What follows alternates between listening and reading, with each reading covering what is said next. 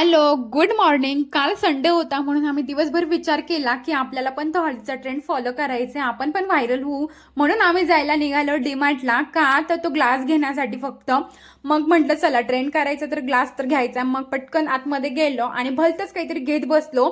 मग काय बिस्किट घे, हे घे, ते घे, सुरूच ठेवलं. त्यानंतर वरती सेक्शनला गेलो आणि इथे ना स्टडीचं इतकं छान मटेरियल आलं होतं, छान असं. मी कंपास बघितली, त्यावर आहे ना मल्टिप्लिकेशन होते आणि ती गाडीची होती. बापरे, म्हटलं आता कॉफी तर 100% होणार. इथे अजून एक कंपास बघितली, माझ्याकडे तशीच होती. मी त्या आहोंना सांगत होते ते शार्पनरची.